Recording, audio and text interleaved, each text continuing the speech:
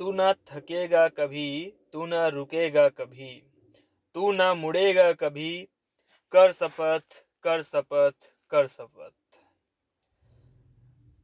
कवि, लेखक श्री हरिवंश राय बच्चन जी की ये पंक्ति हम भारतवासियों को प्रेरणा देती है और आज़ादी के समयाकाल या उससे पश्चात जो देश की नसों में जो भावना जग रही थी और चल रही थी, उससे हमें परिचय कराती है। आज हम एक देश एक चुनाव की बात करते हैं, तो यह केवल एक चुनावी सुधार नहीं है, यह राष्ट्र को नई दिशा देने वाला संकल्प भी है। यह विचार हमें उस पथ पर ले जाता है जहां लोकतंत्र की जड़ें और भी गहरी हो सकती हैं, जहां विकास बाधित नहीं होगा और जहां जनता की आवाज को और अधिक प्रभावशाली बनाया जा सकेगा। आज भारत में हर वर्ष किसी न किसी राज्य में चुनाव होते रहते हैं। अभी पिछले 2 महीने पहले दिल्ली में विधानसभा चुनाव हुए और अभी वर्ष के अंत आने तक बिहार में विधानसभा चुनाव, अगले वर्ष और किसी राज्य में चुनाव, उसके अगले वर्ष उत्तर प्रदेश सहित कई अन्य राज्यों के भी चुनाव होते रहते हैं और होंगे भी। लेकिन चुनाव तो हो जाते हैं, अगर हम उसके पीछे हमारे देश के हो रहे विकास, आर्थिक नुकसान और भी कई उन पर्दों को हटा के उनको भी अगर हम एनालिसिस करें उनका, तो हमारे सामने हमें पता चलता है और दुख भी होती है, पीड़ा होती है एक देशभक्त होने के नाते। मेरी इन बातों को राजनीतिक रूप से न लीजिएगा, एक देशभक्त होने के नाते आप समझिएगा।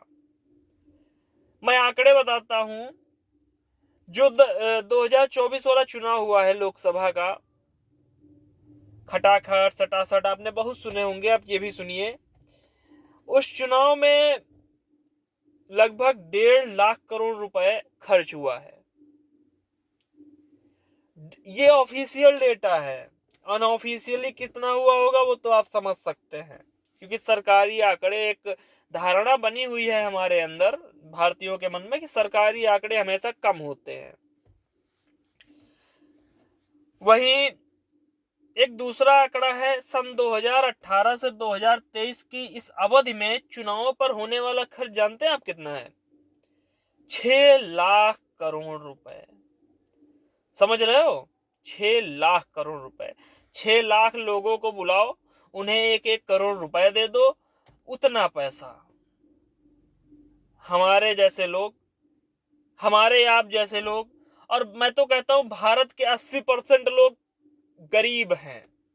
80 करोड़ लोग, सरकारी डेटा बताता है कि राशन लेते हैं, तो राशन तो गरीबों को मिलता है, तो 80 करोड़ लोग तो गरीब हैं।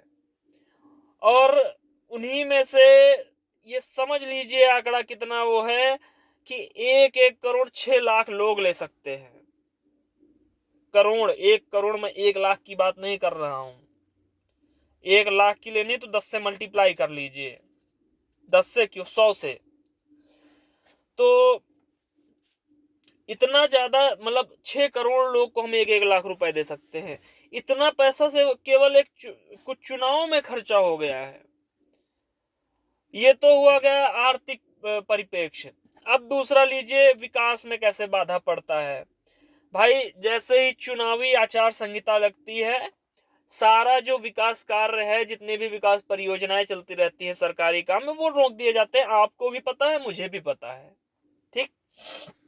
दूसरा, अधिकारी, एक जैसे हम मोदी जी का एग्जांपल ले लें, मैंने उनका इंटरव्यू सुना है, प्रधानमंत्री वो कहते हैं कि जब कांग्रेस की सरकार थी और वो गुजरात के मुख्यमंत्री हुआ करते थे, तब क्या होता था, लगभग इसी तरह चुनाव जो चलते रहते थे, ठीक। अब क्या होता था कि लगभग 80 से 100 इनके जो IAS IPS जो हैं, इनको ड्यूटी लगा दिया जाता था अन्य दूसरे राज्यों में। तो भाई अब एक जैसे गुजरात छोड़ के कोई वहां का अधिकारी दूसरे स्टेट में जा रहा है, तो गुजरात का तो काम रुक गया ना। अब डीएम साहब है ही नहीं तो आदेश कौन देगा कि यहाँ का वो करना है, वो करना है ना। तो वो सब काम राज्यों के भी रुक जाते हैं, विकास के कार्य रुक जाते हैं। वो तो चुनावी प्रक्रिया हो गई, आचार संहिता। उससे पहले जब ड्यूटी लगी तो डीएम साहब तो चले गए, आईएएस आईपीएस चले गए, तो बहुत उथल पुथल। और दूसरी बात, अब जो सरकारी टीचर हैं वो भी भाई इंसान है, पहली बात उन्हें इंसान समझिए, ड्यूटी वर्कर बाद में, पहले इंसान है।